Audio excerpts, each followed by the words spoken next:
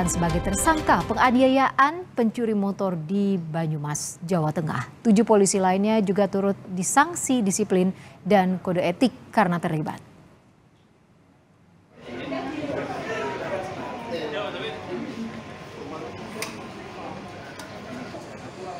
Total ada 11 anggota Polresta Banyumas yang saat ini ditahan di Mapolda Jateng.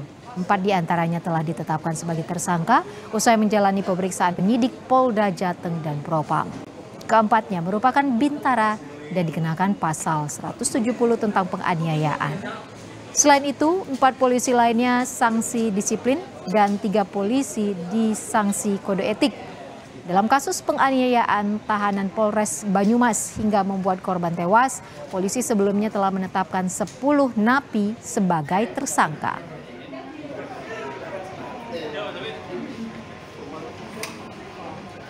Itu adalah 11 anggota yang terlibat. Jadi 11 anggota ini pemeriksaan dari Propam, 4 anggota kita kenakan terkait dengan disiplin. Kemudian 7 orang kita lakukan terkait dengan kode etik. Kita dalami kembali 4 orang anggota di antara 7 itu masuk ke ranah pidana. Jadi sudah bukti permulaan yang cukup anggota telah melakukan pidana, yang hari ini juga sudah kita lakukan penahanan. Polisi yang jadi tersangka itu pasalnya apa? 170. Dan ini Pak, apa? Yang perkiranya apa itu Pak? Dari yang Bintara. Orang tua terduga pelaku pencuri motor tak terima atas kematian anaknya yang tak wajar. Temuan sejumlah luka di tubuh korban membuat keluarga melaporkan kasus penganiayaan. Ditemui polisi di rumahnya, Jakam hanya bisa menangis mengetahui anaknya tewas dengan cara tak wajar. Orang tua terduga pencuri motor ini meminta keadilan agar semua pelaku yang terlibat dapat mempertanggungjawabkan perbuatannya. Pasalnya ia menilai pencurian yang dituduhkan kepada anaknya pun juga belum ada buktinya.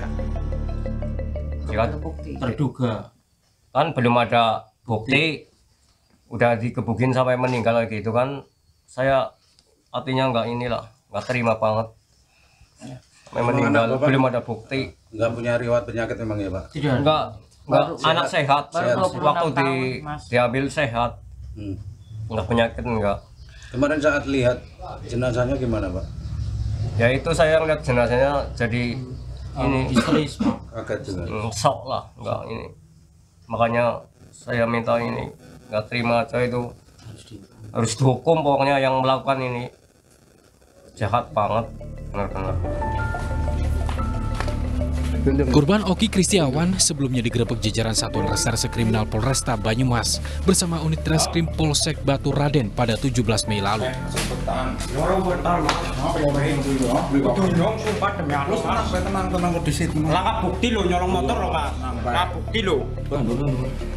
Pria 27 tahun ini diduga mencuri sepeda motor milik warga yang tengah diparkir di halaman rumahnya.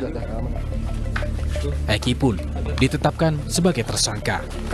Dan selama proses pemeriksaan, Oki ditahan di rutan Mapolres Banyumas. Namun, belum sampai ke proses persidangan, polisi tiba-tiba mengabarkan kematian Oki hingga pada tanggal 2 Juni 2023, jenazahnya dipulangkan ke rumah.